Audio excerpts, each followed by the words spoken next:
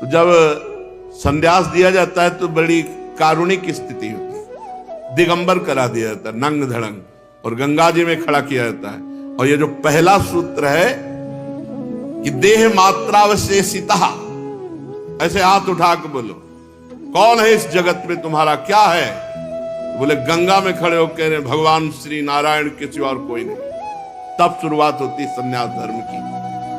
जो प्रक्रियाएं हैं संन्यास धर्म की, पहला यहां से कि गंगा में खड़े होकर बोलो कौन है तुम्हारा, बोले भगवान नारायण के सिवा कोई नहीं हमारा। अब यहां से संन्यास प्रक्रिया फिर शुरू होती है उसकी। तो शरीर के अतिरिक्त सब कुछ का संन्यास ले ले। फिर किसी व्यक्ति से अपनापन नहीं, सबके प्रति समान भाव।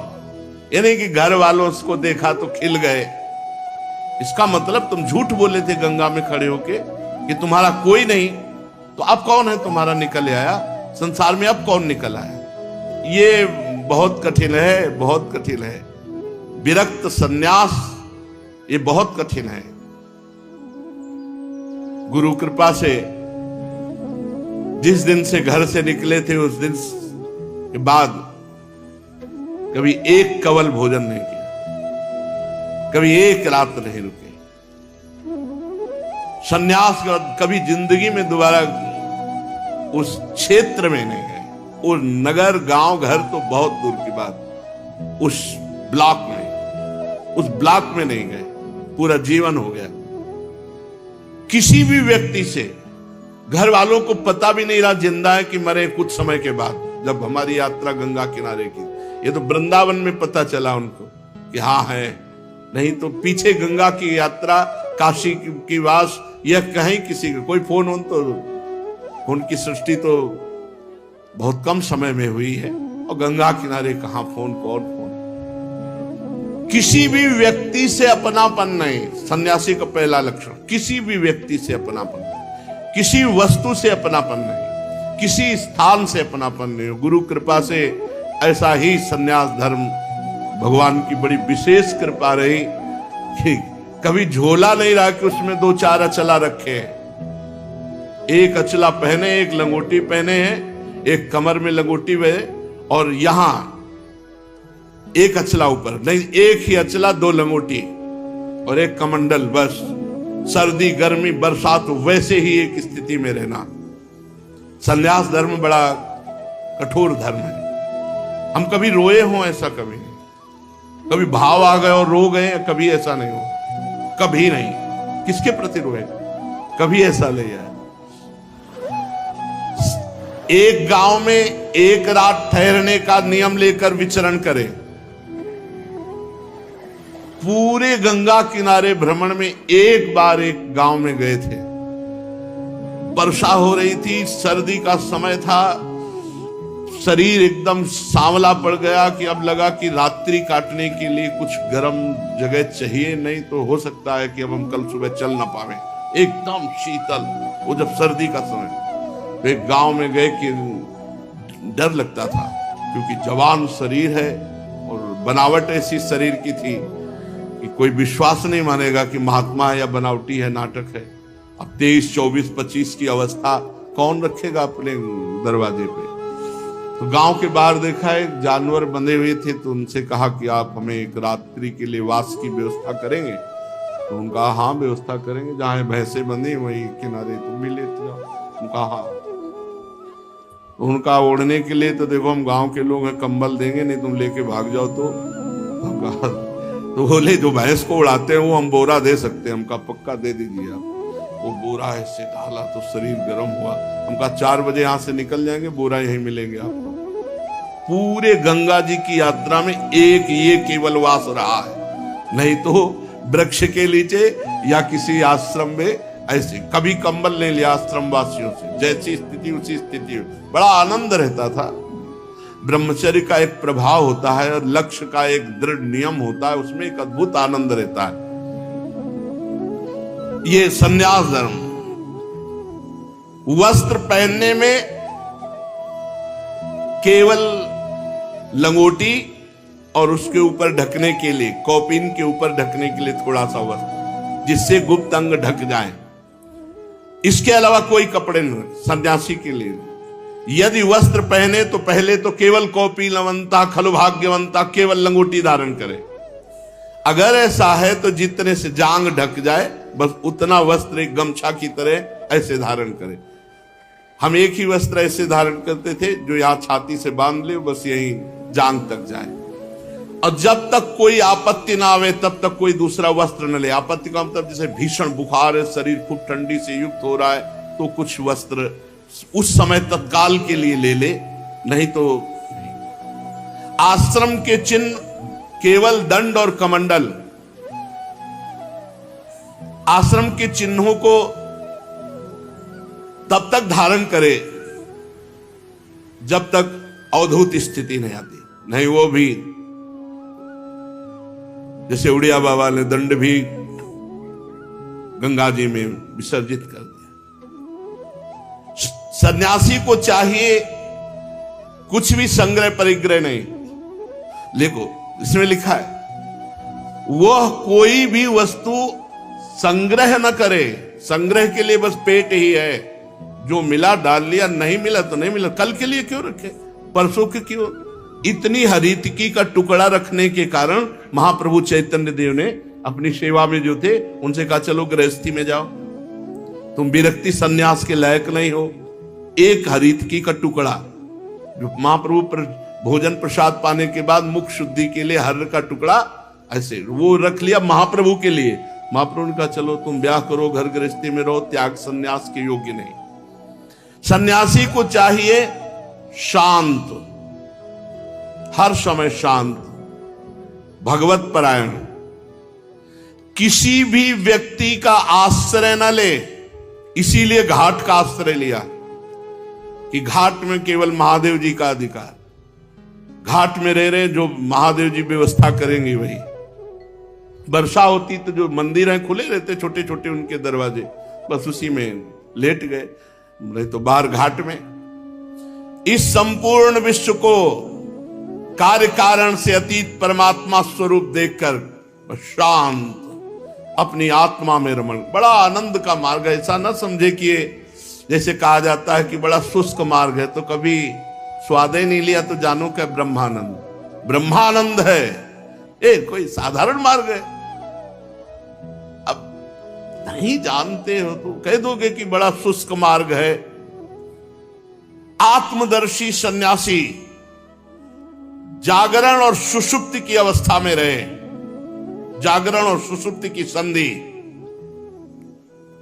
न सोता हुआ न जागता हुआ, हर समय परमात्मा में स्थित अपने स्वरूप में।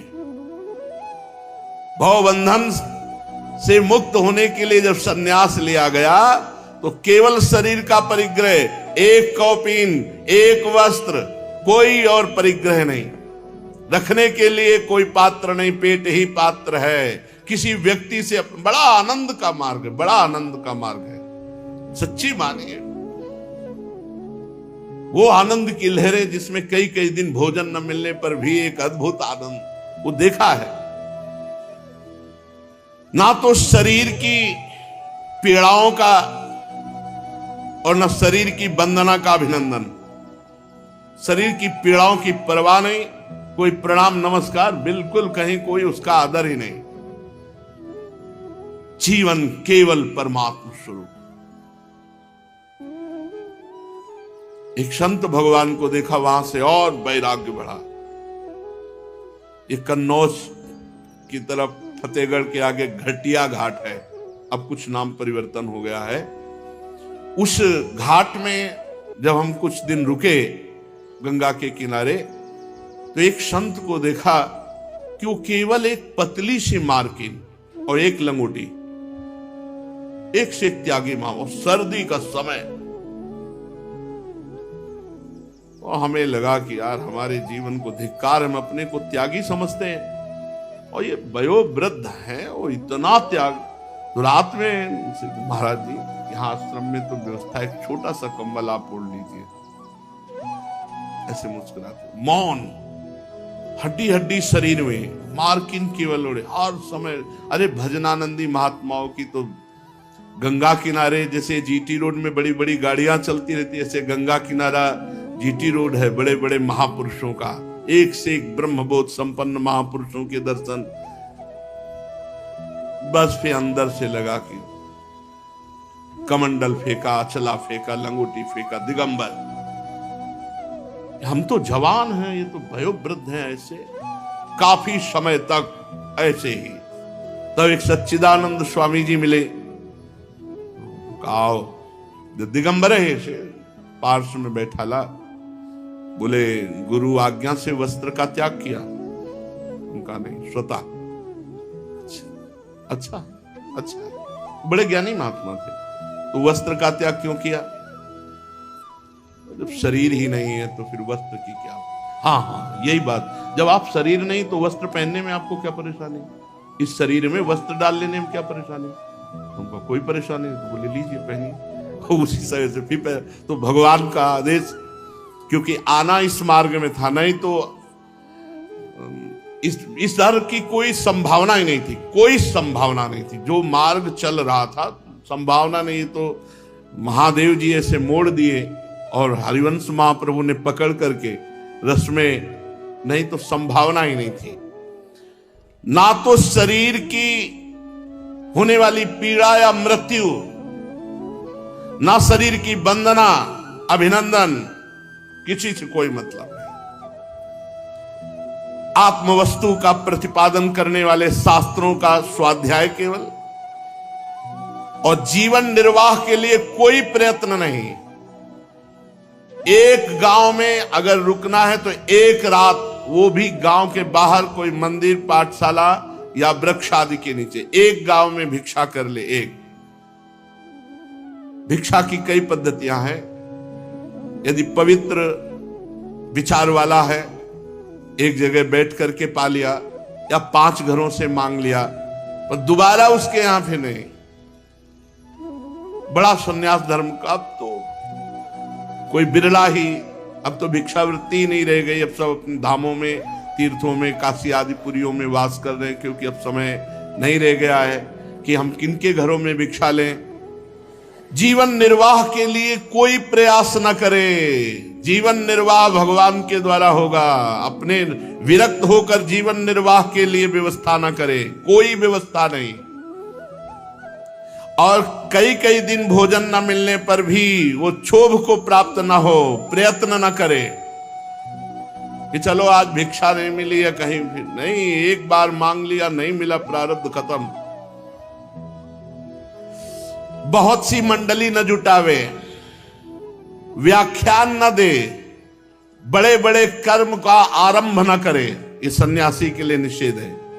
शांत, मौन, समदर्शी, एकांत सेवी सन्यासी अपने रहने के लिए आश्रम न बनावे, निषेध किया गया। अपने रहने के लिए आश्रम न बनावे। साधु के रहने की व्यवस्था ऐसे होनी चाहिए जैसे चूहे ने बिल बनाया और सांप रह गया और अपना निकल गया, ऐसे ही है। अपने ये मेरा है ऐसा कहीं संबंध नहीं होना चाहिए। बस एक जैसे थोड़ी देर स्टेशन में बैठे हैं, बढ़िया है, लेकिन भैया जाना है, गाड़ी आएगी, अपनी गाड़ी में बैठेंगे, चले जाएंगे, हमारा कुछ नहीं स्टेशन में। ऐसे ही जीवन व्यतीत करना चाहिए, हमारा नहीं, अपना कुछ नहीं है, कहीं भी अपना नहीं। और गुरु कृपा से ऐसे ही जिस जगह रह रहे वो जगह नहीं हमारी, उसका बिल भी जिसका फ्लैट है आज भी भर रहा है, हर व्यवस्था कर रहा है। भगवान की कृपा से आज भी ऐसा नहीं कि प्रेमानंद मर गए, अंगूठा लगा लो यार, दस्तखत करवा लो, नहीं तो चला जाए, कुछ नहीं।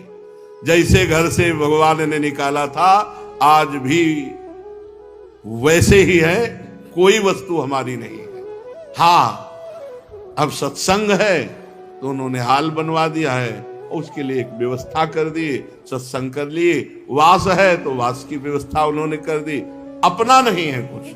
सरकारी कागज में कहीं भी प्रेमानंद नाम नहीं है, कहीं भी बैंक में कहीं भी नहीं है, और जीवन में कभी नहीं। इसे स्वीकार इसीलिए किया है कि भगवत कार्य हो रहा है तो चलो हाँ कर दो, लेकिन तुम 4 मिल करके, हम कहीं नहीं है, और तुम्हारा ठेका हम लेते हैं। यदि आज्ञा के अनुसार, धर्म के अनुसार चलोगे तो ना तुम्हें ये फंसा पाएगी, ना माया फंसा पाएगी।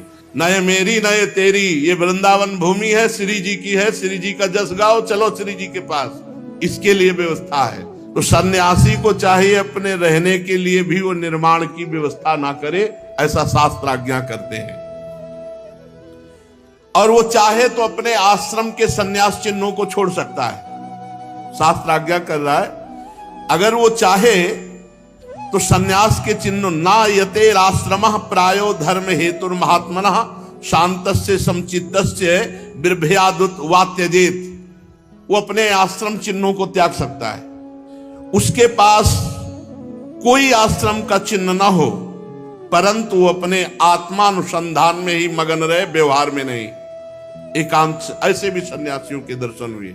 किसी भी तरह का आप जान ही नहीं सकते सन्यासी है, किसी भी तरह का कोई भी लक्षण।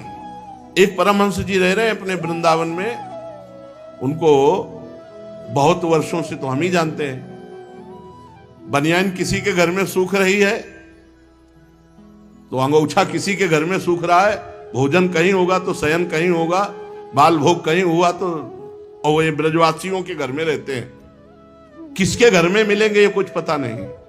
1-2 बार आए हैं, हितधाम में भी तो आए हैं। उच्च कोटि के जो महापुरुष होते हैं उनको समझना बड़ा मुश्किल। वो आश्रम के चिन्हों को धारण करे चाहे छोड़ दें, उनके पास कोई आश्रम का ना चिन्ह हो, पर वो आत्मानुसंधान में मगन रहे, व्यवहार प्रपंच में नहीं। अत्यंत विचारशील होने पर पागल जैसे दिखाई देने चाहिए, शास्त्र आज्ञा करता है। बहुत ज्ञानी होने पर भी पागलों जैसा व्यवहार होना चाहिए। और ऐसे बहुत से संत हमें काशी में मिले जो उच्च कोटि के ब्रह्म ज्ञानी, लेकिन व्यवहार ऐसा, लोग कुल्हड़ चाय पी के ऐसे ऊपर मार रहे हैं। देखा तो हमका गजब हो गया। विश्वनाथ जी बड़ी विचित्र लीला है। वो ऐसे जा रहे नंग धड़क, ऐसे कुल्हड़ चाय पी के ऐसे फिर तालियां बजा रहे हैं ऐसे, और वो गंभीर मुद्रा में जा रहे। अत्यंत प्रभावशील तपस्वी होने पर भी साधारण पुरुषों की दृष्टि में पागल और गूंगे से ज्यादा नहीं। ऐसी स्थिति दिखाओ कि पागल है, गूंगा है, बिल्कुल दिमाग नहीं, असाधारण प्रभाव, संकल्प कर ले तो एक क्षण में नष्ट हो जाए, असाधारण प्रभाव। युधिष्ठिर जी, इस विषय में महात्मा लोग एक प्राचीन इतिहास वर्णन करते हैं, वो परम अवधूत शिरोमणि दत्तात्रेय जी का और भक्तराज प्रहलाद का संवाद। एक बार भगवान के परम प्रेमी भक्त श्री प्रहलाद जी कुछ मंत्रियों के साथ लोगों के हृदय की बात जानने के लिए गुप्त रूप से विचरण कर रहे थे।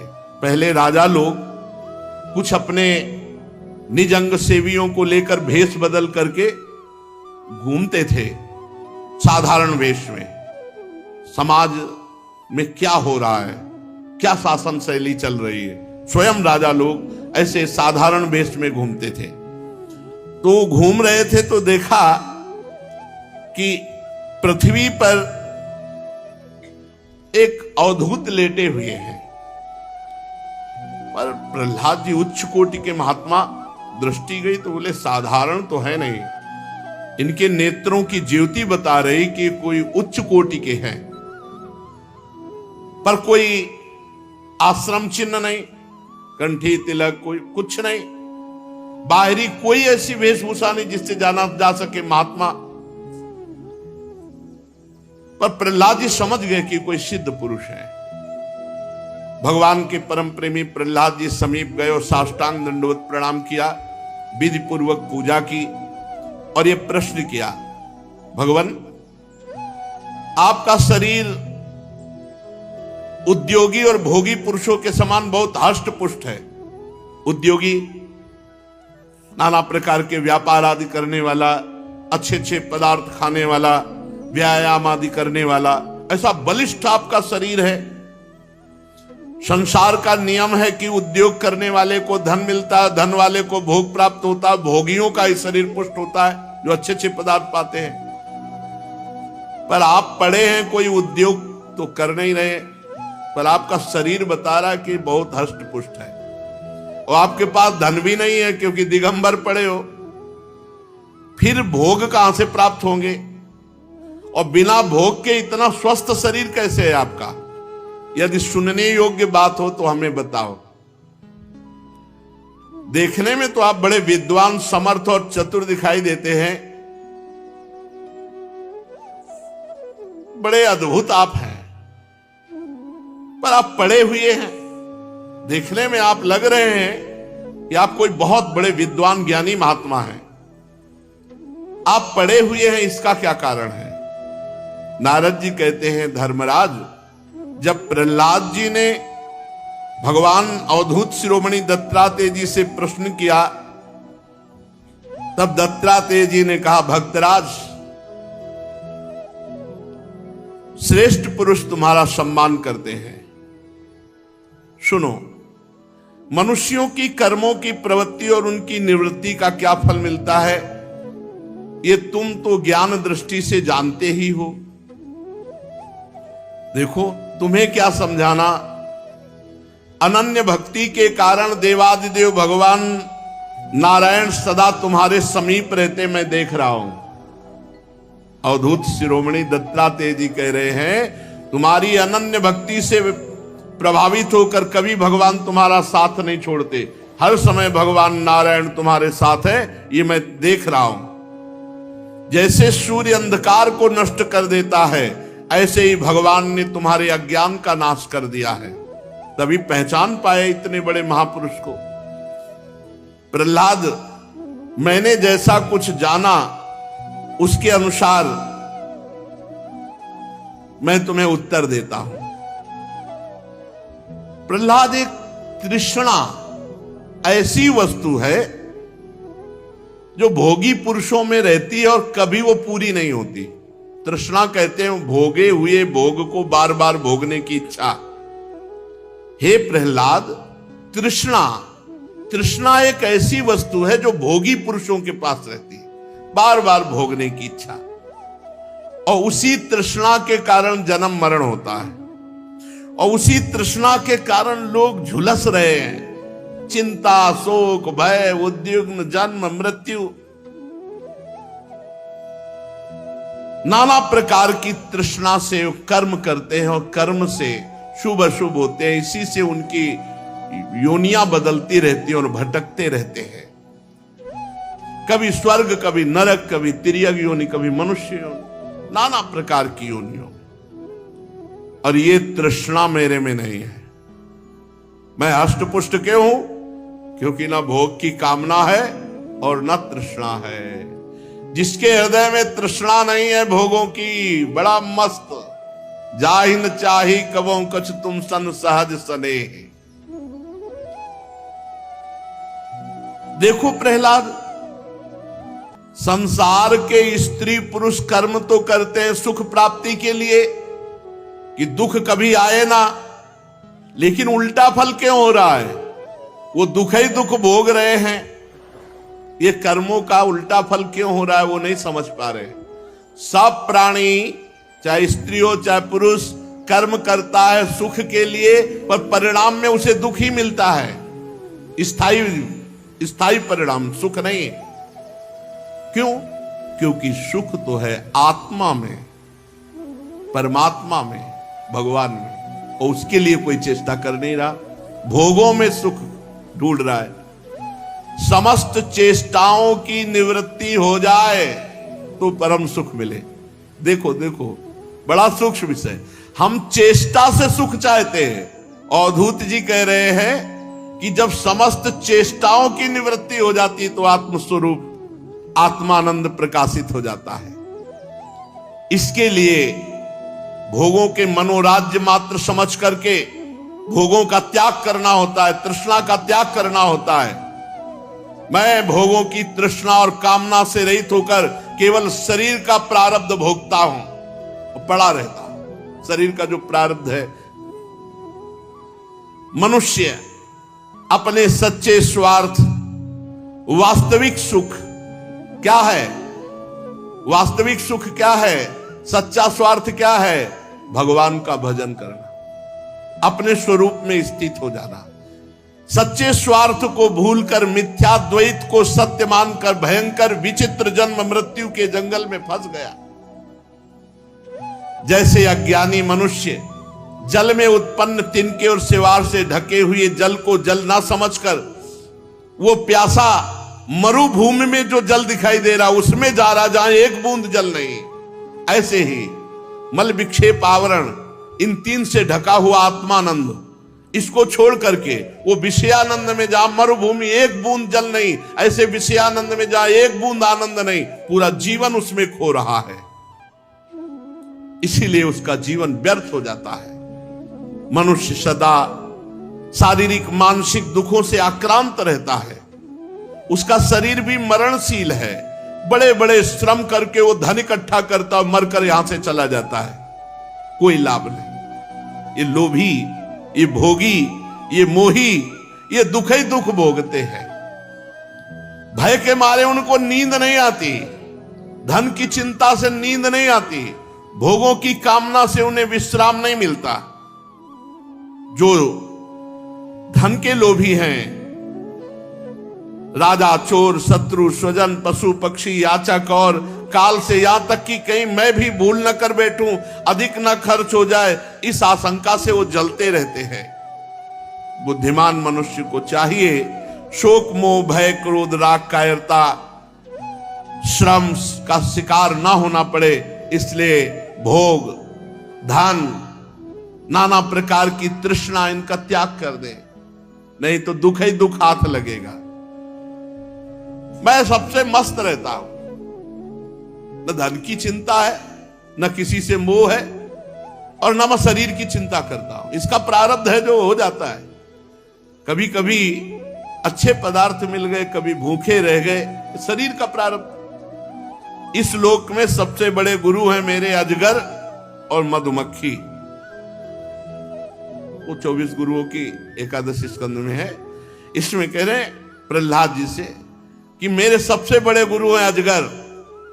अजगर करे न चाकरी, पंछी करे न काम, दास मलूका कह गए सबके दाता राम। अवधूत पड़े हैं, संयोग बना कोई बहुत सुंदर सुंदर मीठा पदार्थ ये सब पवा दिए। संयोग नहीं बिना कई कई दिन तक भूखे पड़े रहे। शिक्षा हमने ली वैराग्य की और संतोष की। देखो मधुमक्खी शहद इकट्ठा करती है, परंतु दूसरे लोग उस शहद का भोग करते हैं। इसलिए ये जीवन भर धन इकट्ठा करते हो, भोग दूसरे लोग करते हैं। मैंने मधुमक्खी को गुरु बनाया, उससे शिक्षा ली कि साधु को कभी कुछ इकट्ठा नहीं करना चाहिए। मस्त रहो। शरीर का प्रारब्ध है। अगर यहां तुम्हें भोजन नहीं लिखा प्रारब्ध में, तो कुछ ऐसा तिकड़म आ जाएगा कि आप भोजन नहीं करोगे, या आपके मन में आ जाएगा कि 2 दिन भोजन नहीं करेंगे। क्यों? प्रारब्ध भोग है इसलिए। और अजगर से मैंने शिक्षा ली कि जैसे वो निश्चेष्ट पड़ा रहता है, आहार स्वयं आ जाता है नजदीक, ऐसे साधु को रहना चाहिए। आहार स्वयं आ जाएगा, अपने आप आ जाएगा, विश्वास कर लीजिए, व्यवस्था अपने आप हो जाएगी। दैववश भगवान की प्रेरणा से साधु के पास जो थोड़ा अन्न आ जाए, सूखा आ जाए, नीरस आ जाए, बेस्वाद आ जाए, या बहुत गुणों से युक्त स्वादिष्ट आ जाए, बस पा लेना चाहिए। ये बहुत मस्ती का मार्ग है, बहुत मस्ती का। बाबा जी बनना बहुत मस्ती का मार्ग है, पर सही मार्ग हो तब। पाखंड और नाटक में तो जलते रहोगे फिर। कभी बड़ी श्रद्धा से कोई भोजन पवा देता है, तो कभी बड़ी अश्रद्धा से पवा देता है। कभी कोई सम्मान करता है, तो कभी अपमान। कभी कभी तो रात में भोजन मिल जाता है तो रात में पा लिया, कभी दिन में मिल जाता है दिन में पा लिया, कभी एक बार मिला तो एक बार पा लिया, कहीं कई दिन नहीं मिला तो कई दिन नहीं पाया। ये इस शरीर के मैं प्रारब्ध को देखता रहता हूं, दत्तात्रेय जी कहे। इसलिए कभी कोई आया रेशमी वस्त्र पहना गया, कभी कोई आया उसको उतार ले गया। हाँ, कभी कोई आया खवा दिया, कभी घास में पड़े हैं, कभी पृथ्वी में पड़े हैं, कभी राख की ढेर पे भी पड़े तो कभी राजाओं के महलों में भी पड़े हैं। ये दैत्यराज कभी शरीर को बहुत नहा धोआ कर चंदन वस्त्र फूलों के हार सजा, और कभी पिशाच की समान नंग धड़ंग ऐसे विचर रहे। मैं ना किसी की निंदा करता हूं, ना स्तुति करता हूं, ना कोई चेष्टा करता हूं, ना कोई तृष्णा करता हूं, ना कोई कामना करता हूं, एक परमात्म स्वरूप में स्थित रहता हूं। यह अद्भुत स्थिति है। सत्य के मार्ग में चलने वाले उपासक को चाहिए किसी भी तरह की कोई कामना चित्त वृत्ति में ना आने दे। शरीर का प्रारब्ध जैसा होगा भोग लेगा। हम इसको देखेंगे, केवल दृष्टा है, हम कोई भोगता नहीं है। मन को सदैव परमात्मा में स्थित रखें, सदैव परमात्मा में, भोगों में नहीं। प्रहलाद, मेरी आत्मकथा तुमने पूछा था कि तुम इतने स्वस्थ क्यों हो? क्योंकि मैं प्रसन्न रहता हूं, कोई कामना नहीं करता, कोई तृष्णा नहीं करता, कोई क्रिया नहीं करता, कोई चाह नहीं करता। हर परिस्थिति, चाहे मान अपमान वाली, सुख दुख लाभ हानि वाली हो, उसमें समान आनंदित रहता हूं। नारद जी कहते हैं, प्रहलाद जी ने पुनः अवधूत शिरोमणि दत्तात्रेय जी को प्रणाम किया, उनकी पूजा की और आशीर्वाद लेकर वो अपनी राजधानी को गए। तो यति को चाहिए, साधक को चाहिए, बैरागी को चाहिए कि एक शरीर मात्र का केवल परिग्रह और तन ढकने के लिए वस्त्र, और इसका प्रारब्ध देखता रहे। कभी अपमान हो रहा है तो, कभी सम्मान हो रहा है तो, इसका प्रारब्ध है, इसको भोगने दो। तुम निरपेक्ष रहो, तुम शांत रहो, तुम मान अपमान में लिप्त मत हो जाओ। कभी अच्छे पदार्थ मिल रहे हैं तो निरपेक्ष होके पाओ, कभी सूखे पदार्थ मिल रहे हैं तो निरपेक्ष होके पाओ। शरीर को देखो कि ये इसका प्रारब्ध है, आज पवाया जा रहा है। ऐसे मस्ती में रहने के लिए वैराग्यवान, ये जो निवृत्ति मार्ग है, महासुख का मार्ग है, कोई चिंता नहीं। अब मनुष्य शरीर कैसे बनता है? श्री भगवान कहते हैं, माता जी, वो जब अन्य योनियों में भोग करके पुनः पहुंचता है तो उसे मनुष्य योनि का जब विधान बनाया जाता है तो पहले वो वर्षा के द्वारा जीव अन्न में पहुंचता है, और अन्न के द्वारा माता पिता के उदर में पहुंचता है। जो पिता का वीर्य और माता का रज दोनों के संयोग से उसकी रचना होती है। अव्यक्त है, आत्मस्वरूप है, अविनाशी है। जब माता पिता के संयोग से रज और वीर दोनों मिलते हैं तो एक रात्रि में वो एक कलल बनते हैं, दोनों मिल करके कलल बनते हैं। 5 रात्रि में वो बुदबुदा बनता है। 10 रात्रि में एक बेर की आकृति जैसा होता है। हम ही तुम हैं। उसके बाद 10 दिन के बाद धीरे धीरे मांसपेशियां बढ़ना शुरू हो जाती हैं। 1 महीने में बड़े अंडे का जैसा रूप। 1 महीने के बाद फिर उसकी सिराकृति बनती है, खोपड़ी की आकृति बनती है। 2 महीने के बाद हाथ पांव के अंग बनना शुरू होते हैं। 3रे महीने में नख, रोम, त्वचा, हड्डी और स्त्री पुरुष का चिन्ह, बालक है या बालिका, ये छिद्र उत्पन्न हो जाते हैं। 4 महीने में मांसाद धातुएं नस नाड़ियों में रक्त संचालन प्रारंभ हो जाता है। 5वें महीने में चेतना जागृत होने लगती है और भूख प्यास लगने लगती है। भारी नरक है, भारी नरक माता का गर्भ।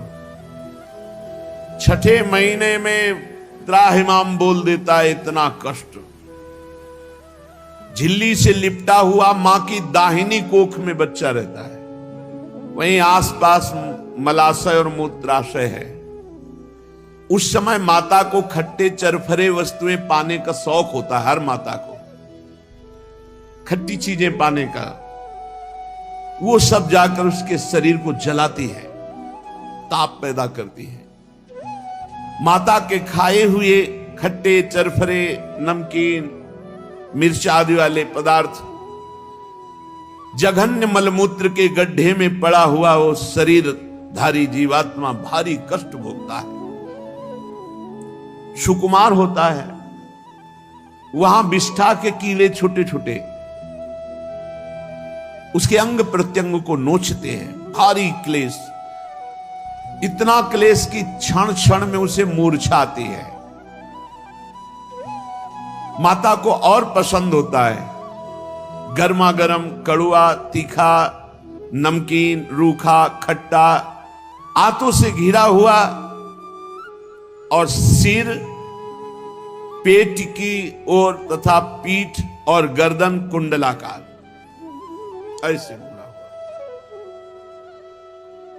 बहुत कष्ट मां के गर्भ में बहुत। और देख लो बड़े ज्ञाता बनते हो, 25 वर्ष 30 वर्ष 40 वर्ष की बात है, इसी घर में रह के आए हैं हम सब इसी मां के गर्भ में रह के आए हैं।